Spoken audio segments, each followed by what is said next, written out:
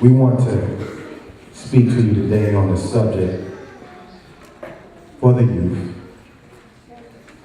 living an oven life in a microwave world. Living an oven life in a microwave world.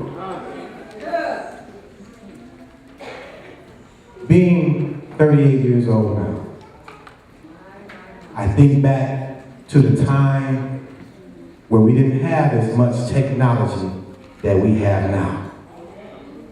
There was once a time when someone wanted to call you. They didn't have instant access by hitting you on the cell phone.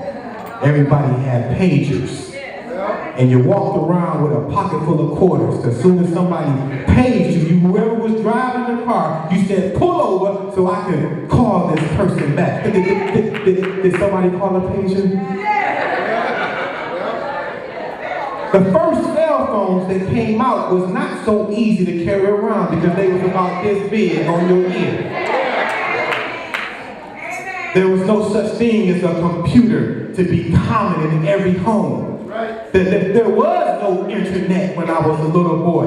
When you was in school and you had to do a paper, you couldn't go on the internet and type and Google the subject and everything is just laid out for you and you can just print and paste and cut and just put your report together. There was no Facebook to get in touch with friends that we lost contact with. There wasn't no email. You had to go to the regular mail and pay some money for some stamps and mail out your letter when you wanted to get in contact with somebody.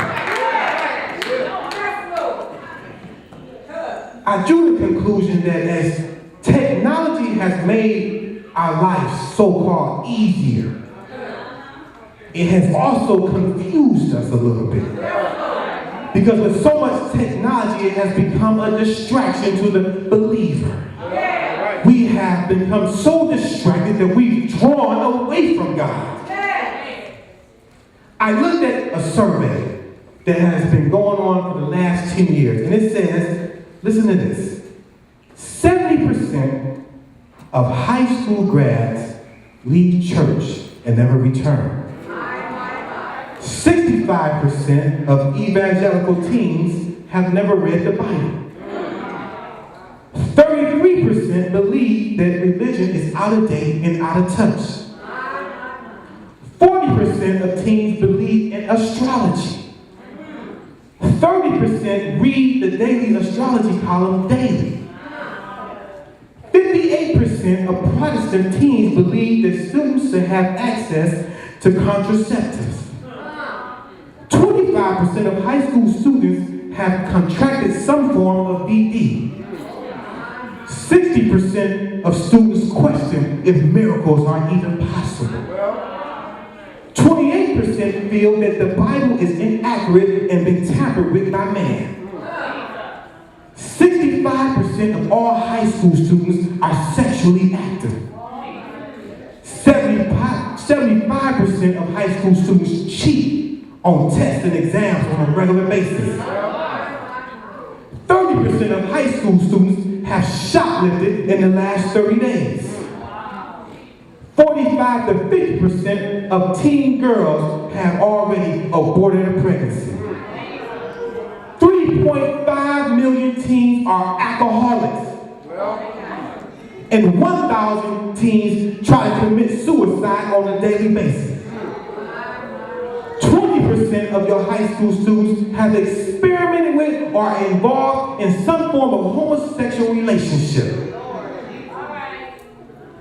So the question is, how do you attack, which is obviously psychological, from the spiritual, when you have so many young folk who are operating in a carnal mind?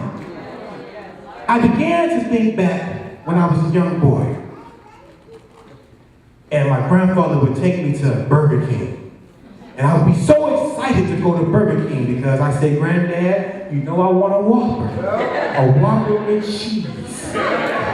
And he would pull up to Burger King and I would get that Whopper with cheese and I just couldn't wait. And the bag would be hot and I would bite into it. It would be just so incredible. incredible and so lovely. But sometimes when you pull up to Burger King or some of these other fast food restaurants and you order your favorite burger and you bite into the burger, it's a different taste. You realize the bread is kind of tough. The meat don't have that same fire that it had before. The lettuce is kind of old and dried out. The tomatoes is kind of withered. You start to realize that this is not a freshly made Whopper. This has been put in the microwave. And when you put food in the microwave, it just don't taste the same. Sometimes in church, after going to Sunday school and going to regular morning service church, and me and my family, we come home, we're all anxious and we're excited for my wife to cook a home-cooked meal.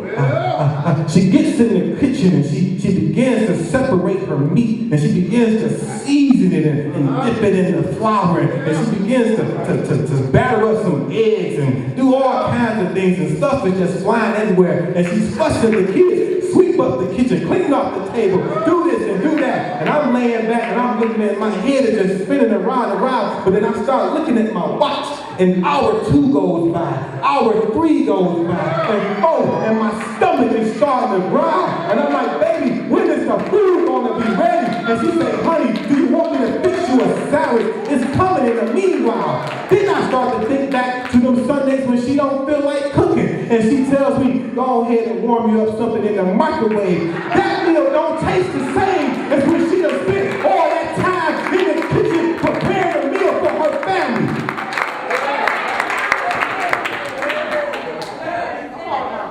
Many youth today have been raised without being taught to be patient for anything. Parents spoil their children by giving in to their begging, by giving in to their crying. As a result, we live in a society that's all about instant gratification. Like that instant macaroni and cheese. Young people, you want what you want right now and you feel like you're entitled to it. Does this sound familiar? Mom and Dad, they don't do it like that no more. You're old-fashioned and you're out of date. You need to get hip with the times. So-and-so mama is way more cooler than you. So-and-so's dad, don't treat me like this. Don't disrespect me like this. Don't talk to me like this. Don't put me on curfew like you do. Yeah, some of you done said that before to your parents. I remember my daughter when I got her very first car. And she took driver's training and she got her certificate. She was very excited because some of her friends' parents, once they got the certificate that they could, or the permit, right, they call it a permit, they were letting them drive without having a valid license. So of course that brings pressure on me. She says, Dad, well, so-and-so mom let her drive. I know how to drive. I said, no, you're going to take your time. I'm going to make sure you know how to drive. So when I get off work at 9 o'clock, sometimes I'm very tired. And I will come home, my daughter will run to me and say, Dad, come on, you said I got to practice. Let's practice now. I'm like, child, I've been working 12 hours. Hey, I'm not ready to be scared and nervous riding in the car with you. I said, what you need to do is every time we get in the car, when I take you to school, when I drop you off, wherever we're going, when we go to church, you need to drive during those times. Not when you get up and feel ready to drive. Right. She didn't want to do it that way. She wanted to rush a little bit. You know, and I'm not talking about it. We've all been there where we want to rush and do something a little bit. Well, one time comes where her friends are meeting in a bowling alley. And she says, Dad, let me drive to the bowling alley. It's just right down the street. And I'm like, no, you can't drive to the bowling alley. I don't feel like taking you up there. You need to ask one of your friends that's got a license to come get you. She said, well, Dad, I know what I'm doing. You're so mean. And you just don't trust me, Dad. You don't trust me. I know how to drive. She said, well, what if my uncle rides with me? I said, okay, My spirit was telling me that's a bad idea. I really want you to want to drive one on with you so I can say, stop! That's a stop sign. But sometimes as parents, we give in to the begging because we want to be our children's friend. We want them to like us. Am I right? Amen? So I gave in to her wishes. 5 minutes later, not making this up, 5 minutes later, Dad, I got a problem. What? I've been in an accident. How you just left? How you get in an accident? Her uncle gets on the phone. He says, I thought she could drive. She tried to make a right-hand turn from the left lane. They done smacked your car up. The whole right side is towed up. I'm like, oh my God. The text says, to everything there is a season.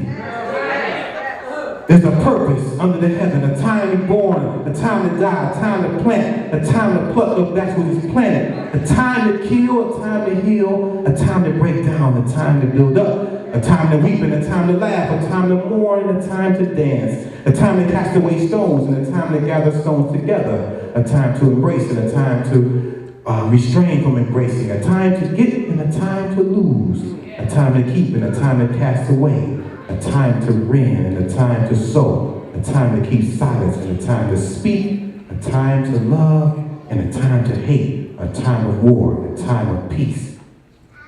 As we look here at the teachings of Solomon here in our text, it's clear that he's pointing out that there's certain times for everything.